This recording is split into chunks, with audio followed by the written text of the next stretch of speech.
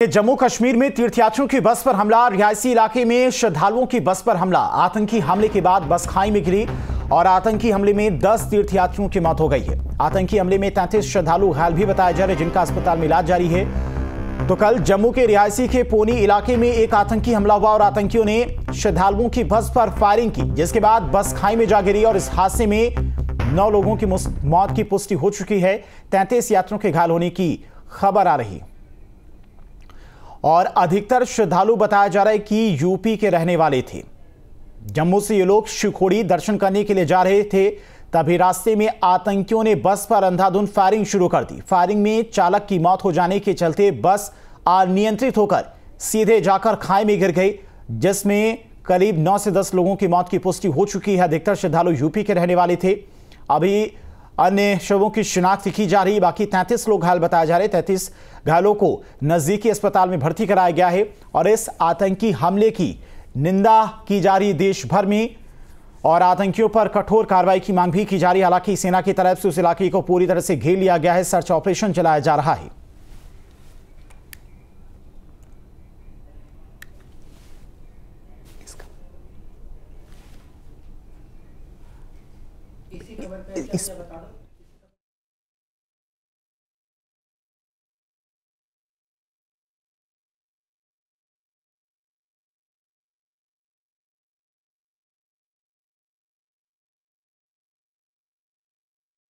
के साथ में वाराणसी से संवाददाता राजू श्रीवास्तव हमारे साथ जुड़ गए हैं। राजू, अगर बात करें जम्मू के रिहायशी इलाके में कल जो हादसा हुआ, उस हादसे की, उस घटना की हर कोई देश में निंदा कर रहा है और आतंकियों पर कठोर कार्रवाई की मांग की जा रही है। यूपी के भी रहने वाले इसमें कुछ श्रद्धालु बताए जा रहे हैं। वाराणसी से भी क्या कुछ श्रद्धालु थे जो शिवखोड़ी दर्शन करने के लिए जा रहे थे?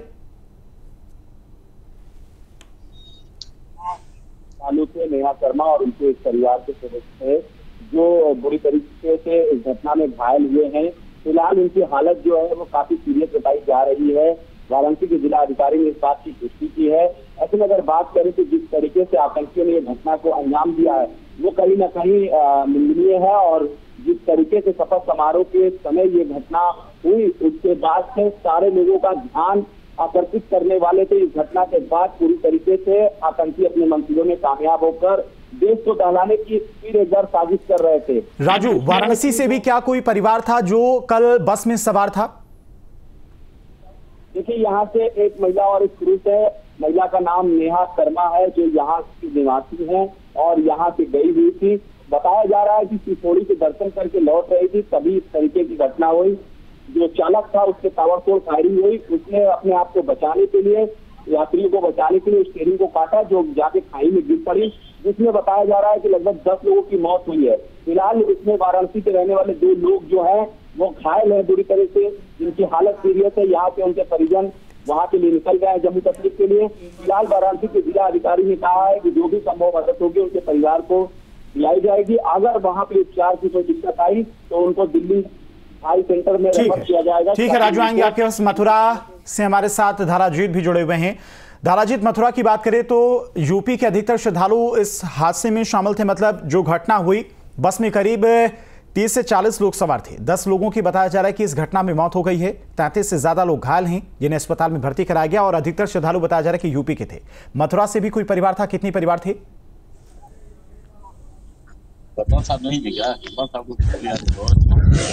बिल्कुल, देखिए जिस तरीके से घटना हुई है, कायराना हरकत की गई है, देश भर में इसकी निंदा हो रही है। सरकार पूरे मसले पर निगाह बनाए हुए है। मृतकों को जो आर्थिक सहायता है उसका भी आश्वासन दिया गया, लेकिन अभी तक मथुरा जनपद से अभी स्पष्ट नहीं हुआ है कि कौन है, कहाँ है। प्रशासन लगातार जो लोग हैं, कुछ लोग हैं अभी तक जिनकी शिनाख्त नहीं हुई है, उनका शिनाख्त का भी प्रयास किया जा रहा है। लेकिन जिस तरह की घटना हुई है वाकई निंदनीय है और चारों तरफ से इसकी निंदा की जा रही है। किन लोगों का हाथ है, क्या है, वहां पर भी सर्च ऑपरेशन चलाया जा रहा है और जल्द ही उनको उन्हीं की भाषा में जवाब दिया जाएगा। तो तमाम ऐसी चीजें हैं जो सरकार की तरफ से की जा रही हैं, लेकिन यहाँ स्थानीय स्तर पर बात करें तो अभी यहाँ जिला स्तर पर अभी कोई सूचना नहीं है। हालांकि 2 लोगों की जानकारी मिल रही थी, प्रशासन को जानकारी को पुख्ता करने में जुटा है कि वो लोग कहाँ के हैं और कब वो दर्शन करने के लिए वैष्णो देवी गए थे। तो इन सभी जो जब जानकारी स्पष्ट होगी तभी कुछ कहना मुश्किल होगा। लेकिन अभी तो जो मथुरा में अभी तक जो है अभी तक कोई जानकारी हमारे पास उपलब्ध नहीं है, क्योंकि जिला प्रशासन की तरफ से अभी स्पष्ट नहीं किया गया है। जैसे ही जानकारी स्पष्ट होगी तो साझा की जाएगी। जी, गोरखपुर से जेडी भी हमारे साथ जुड़े हुए हैं। जेडी, गोरखपुर की बात करें तो गोरखपुर से भी क्या कोई परिवार इससे शामिल था घटना में? देखिए, ये गोरखपुर की बात करें तो यहाँ से लगभग 4 या 5 लोगों के उस बस में होने की संभावनाएं हैं। हालांकि यहाँ पे जिला स्तर पे किसी ने इसकी पुष्टि नहीं की है, लेकिन बताया जा रहा है कि 5 लोग उस बस में सवार थे जो गोरखपुर के थे। बता दें, ये बेहद ही शर्मनाक घटना है। एक तरफ जो है पूरा देश नरेंद्र मोदी के 3.0 तीसरे कार्यकाल के शपथ ग्रहण समारोह पर नजर थी, तो वहीं जो है ये कश्मीर के रियासी में इस तरह का हमला, पाकिस्तान की एक जो है नाकाम कोशिश और इस तरह का जो घिनौनी कृत्य किया गया है, इस पे हमारे साथ प्रोफेसर ब्रिजेश सिंह हैं। आइए जानते हैं ब्रिजेश जी का क्या कहना है। प्रोफेसर साहब, जिस तरह घटना हुई है कश्मीर में, क्या कुछ लग रहा है? ये बहुत ही शर्मनाक घटना है, निंदनीय है, न करनी चाहिए ऐसी घटनाओं को। देखिए, ये कायराना हमला करना कहीं से भी उचित नहीं। जो हमारे श्रद्धालु जा रहे थे वैष्णो देवी दर्शन के लिए और उन पर इस तरह का हमला करना कहीं से भी जो है वो हर तरह से निंदनीय है। और इसमें हमारी मोदी सरकार, उम्मीद है पूरी, नया सरकार है, लेकिन हमें पूरी उम्मीद है कि वो इस ऐसे कायराना हरकतों पर अंकुश लगाने के लिए अच्छे कदम उठाएगी। बार-बार इस तरह के जो है कृत्य किए जाते हैं। बिल्कुल, इसका जबरदस्त जवाब देगी मोदी सरकार। हमको लगता है जल्द से जल्द होगा इस तरह का फैसला कि पाकिस्तान ऐसी हरकतें फिर दोबारा करने की हिमाकत न करे। तो मैं तो यही समझता हूँ, मुझे यही उम्मीद है मोदी सरकार से, और पाकिस्तान को समझना चाहिए कि इस तरह की हरकत कतई श्रद्धालुओं पर तो कतई नहीं होनी चाहिए, किसी पर नहीं होनी चाहिए। श्रद्धालुओं पर खासकर ये करके डराने की कोशिश कर रही है पाकिस्तान सरकार, जो कि उचित कतई नहीं। तो समय समय पर इस तरह की जो घटनाएं होती हैं उसको लेकर के प्रोफेसर ब्रिजेश सिंह का भी कहना है कि ये बहुत ही कायराना हरकत है, और ऐसे समय में इस तरह की श्रद्धालुओं के ऊपर फायरिंग करना आतंकवादियों द्वारा कहीं न कहीं प्रधानमंत्री इस बात का संज्ञान लेंगे और इनको पूरा विश्वास है कि इसका मुंहतोड़ जवाब भी दिया जाएगा। तमाम नेताओं ने भी इसको अपने ट्वीट एक्स हैंडल से जो है ट्वीट किया है और आशा जताई जा रही है कि इस कायराना हमले की। संवाददाता अमित चौधरी भी हमारे साथ जुड़ गए हैं। अमित, अगर नोएडा से भी क्या कोई परिवार शिवखोड़ी दर्शन करने के लिए गया था? कल जो हादसा हुआ, आतंकी हमला हुआ, उसमें नोएडा का भी कोई परिवार था? परिवार वालों से कोई बात हो पाई है?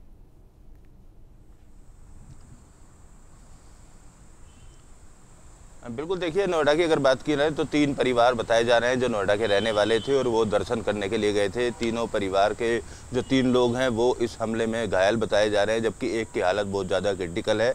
उन लोगों से संपर्क करने की कोशिश की जा रही है। स्थानीय पुलिस अभी संपर्क करने की कोशिश कर रही है कि किस तरीके की हालत है और हमले के पीछे इन लोगों की तरफ से उन्होंने अपने परिवार वालों को किस तरीके की जानकारी दी। फिलहाल जो नोएडा के 3 लोग थे उनके परिवारजन वहाँ घटनास्थल पर पहुंच गए। हॉस्पिटल में भर्ती होना उनको जानकारी मिली थी कि अस्पताल में भर्ती कराए गए हैं। नोएडा के साथ साथ उत्तर प्रदेश के बलरामपुर और यूपी के कई अलग अलग इलाकों के गोंडा के तमाम ऐसे यात्री थे जो दर्शन करने के लिए जा रहे थे और आतंकी हमला जिस वक्त हुआ, हालांकि कौन सा संगठन था आतंकवादियों का, उसको लेकर अभी जाँच की जा रही है, कार्रवाई करने की भी बात की जा रही है। लेकिन माना जा रहा है कि काफ़ी पहले से प्लानिंग की गई होगी इस हमले की और काफ़ी पहले से प्लानिंग करने के बाद इस हमले की वारदात को अंजाम दिया गया है। घटना के पीछे ड्राइवर को गोली लगने की वजह बताई जा रही है, जिससे ये जो हादसा है वो और ज़्यादा भीषण हुआ और बस 200 फीट के आसपास की जो खाई है उसमें गिरने की जानकारी मिली थी। ड्राइवर को गोली मारने के पीछे की मंशा यही रही होगी कि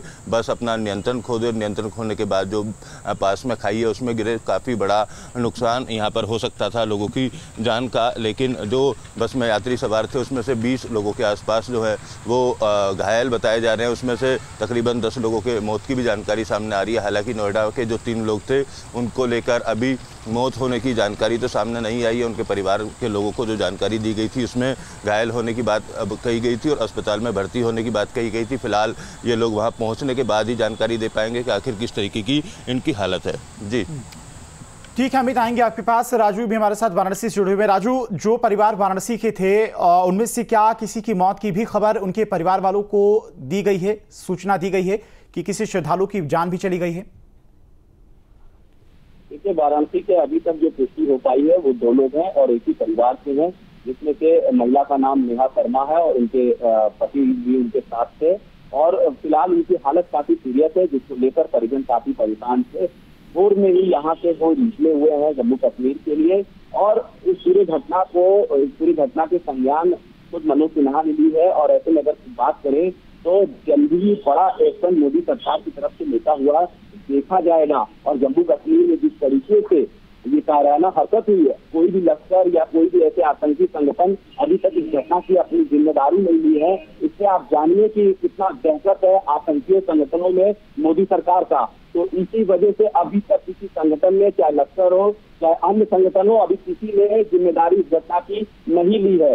मोदी सरकार का उन्हें डर है और सबका ध्यान आकर्षित करने के लिए इस तरीके का जो घटना आतंकियों ने किया है, उससे कहीं न कहीं जम्मू कश्मीर के लोग, जो वहाँ के स्थानीय लोग हैं, वहाँ से जो जीविका उनकी चलती है टूरिस्ट से, वो कहीं ना कहीं गिरेगी। और उन्होंने सिर्फ भारत के नहीं, जम्मू कश्मीर के निवासियों पर भी ये घातक हमला किया है, क्योंकि वहाँ पर जब टूरिज्म कम होगा तो वहाँ की अर्थव्यवस्था गड़बड़ होगी और अर्थव्यवस्था गड़बड़ होगी तो कहीं ना कहीं वहाँ के लोग काफी परेशान होंगे जीविका चलाने में। कहीं न कहीं ये घटना जो है वो भले ही श्रद्धालुओं पे हुई हो, लेकिन उसका एक पॉइंट ये भी है कि कहीं न कहीं वहाँ के स्थानीय लोगों पर भी ये घटना की गई है, क्योंकि अर्थव्यवस्था वहाँ की टूरिज्म से है और टूरिज्म खत्म हुआ तो वहाँ के लोग भूखे मरने के कगार पर पहुंच जाएंगे। और आतंकियों का ये घटना कहीं न कहीं मोदी सरकार इसका 48 घंटा में मुंहतोड़ जवाब देती नजर आएगी।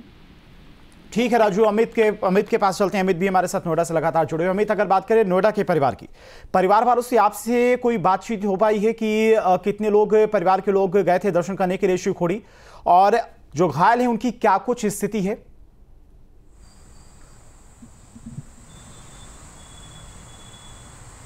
देखिए, परिवार के जो लोग हैं, दो परिवार जो है वो सोसाइटी के रहने वाले हैं, फ्लैट में रहा करते थे। एक अन्य परिवार एक सेक्टर में रहा करता था। तो उनके परिवार के लोग घटना की जानकारी मिलने पर कल शाम को ही वहाँ रवाना हो गए, अभी यहाँ मौजूद नहीं है। हालांकि उनके आसपास के जो लोग हैं वो इस बात की जानकारी जरूर दे रहे हैं कि उनकी हालत गंभीर बताई गई थी। हादसे में घायल होने की जानकारी परिवार को दी गई थी।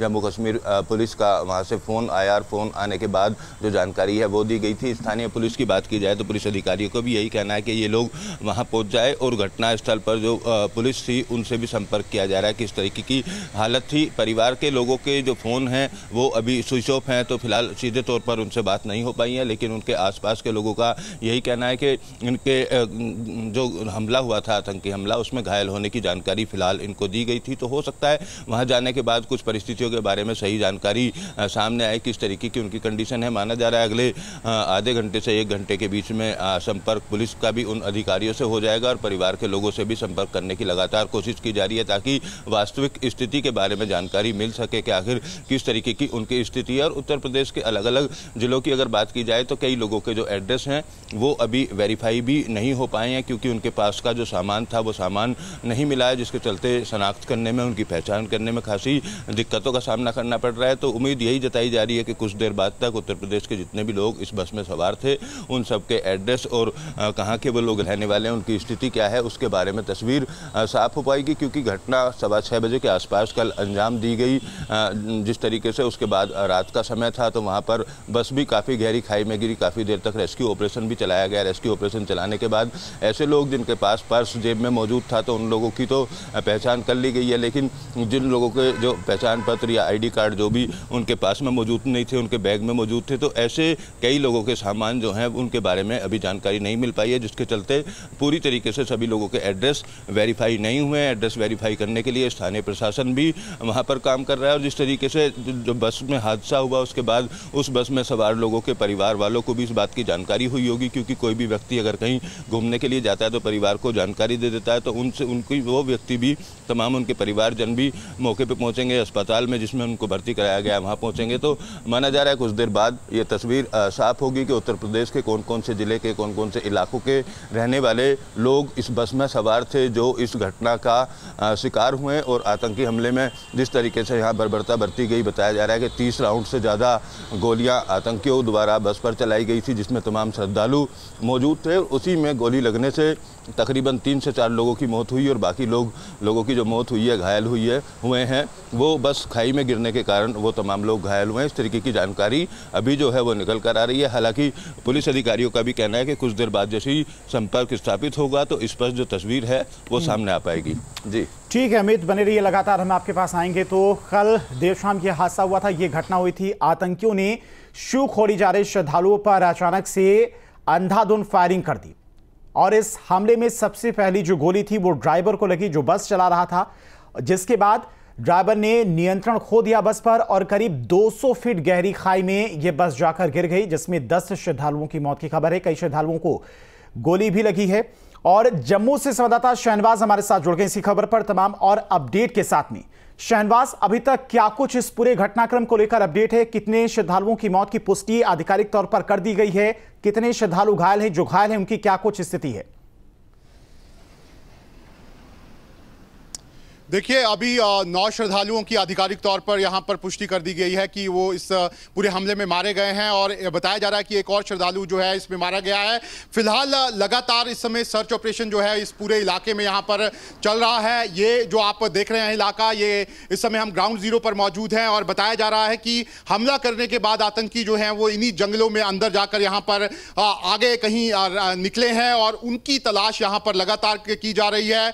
सेना के साथ साथ यहाँ पर एसओजी के जवान जो हैं वो लगातार यहां पर कोशिश कर रहे हैं कि इन्हें जल्द से जल्द यहां पर ट्रेस कर लिया जाए, लेकिन एक कायराना हरकत जो है वो आतंकियों की तरफ से यहां पर की गई है। यूपी और साथ ही साथ दिल्ली से जो यहां पर श्रद्धालु आए थे वो यहां पर शिवखोड़ी पड़ता है, शिवखोड़ी में दर्शन करके वो वापस कटरा की तरफ यहां पर आ रहे थे और उसी दौरान इस हमले को यहां पर अंजाम दिया गया है। और जो ड्राइवर था उस पर यहां पर एम्बुश लगाकर यह हमला किया है, जिसके बाद गाड़ी अनियंत्रित हुई है और 200 फीट गहरी खाई में गिरी है, जहां पर पत्थर ही पत्थर थे बड़े बड़े, जिसकी वजह से जो गाड़ी में सवार श्रद्धालु थे उनकी वहां पर मौत हुई है। लगातार हम देख रहे हैं कि इसी तरह की मॉडस ऑपरेंडी जो है वो इस समय आतंकी अपना रहे हैं। जो एयरफोर्स के जवानों पे पुंछ में हमला हुआ था उसमें भी इसी तरह की यहां पर जो मॉडस ऑपरेंडी है वो यहां पर इन आतंकियों ने अपनाई थी। ऐसे में लगातार अब पिछले अगर हम कुछ महीनों की बात करें तो सेना और यहां पर एसओजी के जो सर्च ऑपरेशन चल रहे हैं उसमें कई आतंकवादी जो हैं वो यहां पर मारे भी गए हैं और लग रहा है ऐसा कि कहीं ना कहीं ये आतंकियों की बौखलाहट है और सीधे तौर पर अब वो यहां पर सॉफ्ट टारगेट जो हैं वो यहां पर लोगों को बना रहे हैं और खास तौर पर यात्रियों को यहां पर सॉफ्ट टारगेट जो है वो बनाया गया है, ऐसा लग रहा है। क्योंकि कल स्वेरिंग इन सेरेमनी जो है वो दिल्ली में थी, उसी को कहीं ना कहीं यहां पर प्रेजेंस अपनी शो करने के लिए उन्होंने इस तरह का हमला किया है। लेकिन मैं आपको बता दूं कि सुरक्षा बलों के पास लगातार इनपुट्स जो हैं वो इन इलाकों के हैं। सुरक्षा बलों के ऑपरेशन, ठीक है शहनवाज, यानी कि ये बहुत कायराना हरकत है और सेना की तरफ से इसका मुंहतोड़ जवाब भी आतंकियों को दिया जाएगा। फिलहाल बहुत बहुत शुक्रिया आपका शहनवाज, और आप सभी का बहुत बहुत शुक्रिया तमाम सारी जानकारी के लिए। तो जिस तरह की कायराना हरकत आतंकियों ने कल की है रिहायशी इलाके में, जहां पर जो श्रद्धालु थे वो शिवखोड़ी दर्शन करके लौट रहे थे कटरा की तरफ, तभी आतंकियों के द्वारा उन श्रद्धालुओं पर हमला किया गया। फिलहाल मौके पर सेना की तमाम टुकड़ियां मौजूद हैं। सर्च ऑपरेशन भी चला जा रहा है रिहायशी के ऊपरी इलाके में, जहां पर इन आतंकियों के छिपे होने की आशंका भी है।